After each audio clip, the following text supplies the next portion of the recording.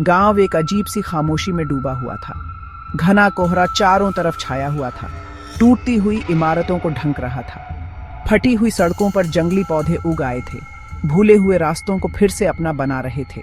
घर खाली पड़े थे, खिड़कियां धुंध में बाहर घूरती हुई खाली आंखों जैसी लग रही थीं। जिंदगी की कोई आवाज नहीं, कोई हंसी नहीं, कोई आवाज नहीं।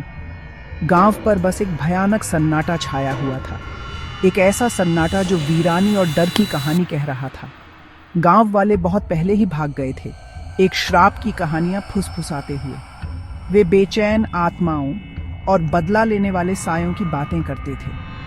उनकी फुसफुसाहटों ने एक ऐसी जगह की तस्वीर बनाई जो अंधेरे में डूबी हुई थी, एक ऐसी जगह जहां डर ही एकमात्र साथी था। अब केवल सबसे बहादुर या सबसे मूर्ख ही साइलेंट हॉलो में जाने की हिम्मत करते थे। गांव के किनारे पर स्कूल बना हुआ था, कोहरे के सामने एक कंकाल जैसा साया।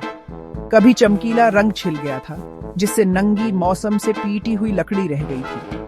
टूटी हुई खिड़कियां सड़ते हुए मुंह में दांतों की तरह अंधेरे इंटीरियर की झलक दिखा रही थीं। बेलें पंजों की तरह दीवारों पर चढ़ रही थीं, धीरे धीरे इमारत से जान निकाल रही थीं।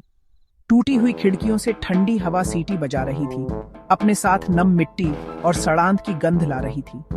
अंदर की हवा भूली हुई यादों और अनकहे डर के बोझ से भारी थी। धूल ने सब कुछ ढंक दिया था, उपेक्षा का एक मोटा कंबल। स्कूल गांव के भाग्य का प्रमाण था, खामोशी में निगले गए अतीत की भयानक याद दिलाता था। स्कूल के बीच में एक क्लासरूम समय में जमा हुआ था। फफूंदी लगी किताबें फर्श पर बिखरी पड़ी थीं, उनके पन्ने पीले और भुरभुरे हो गए थे। लंबे समय से चले गए बच्चों द्वारा बनाई गई कलाकृतियों से सजी हुई मेजें टेढ़ी मेढ़ी पंक्तियों में बैठी थीं, उनकी सतह धूल से ढंकी हुई थी। कमरे के सामने दरवाजे की ओर मुंह करके एक परछाई में छिपी हुई आकृति खड़ी थी।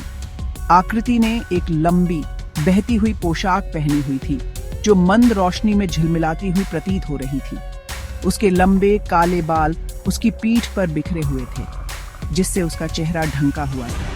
वह गतिहीन खड़ी थी, उसकी उपस्थिति से दुख और लालसा का आभास हो रहा था। जैसे ही बाहर हवा चली, आकृति धीरे धीरे घूमी, एक ऐसा चेहरा दिखा जो सुंदर और भयानक दोनों था। उसकी आंखें, अंधेरे के दो गड्ढे, एक अजीब तीव्रता से घूर रही थीं।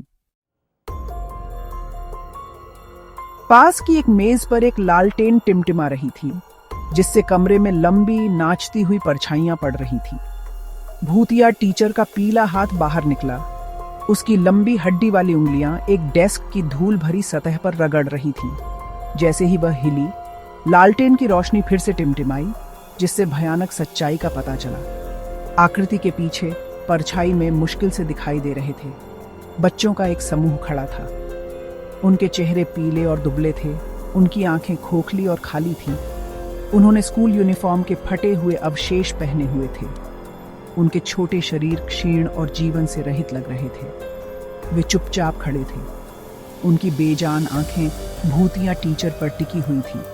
उनके रूप अस्थिर लालटेन की रोशनी में टिमटिमा रहे थे और हिल रहे थे। सड़ांध की गंध से हवा भारी हो गई, मौत की गंध भूतिया बच्चों से कफन की तरह चिपकी हुई थी।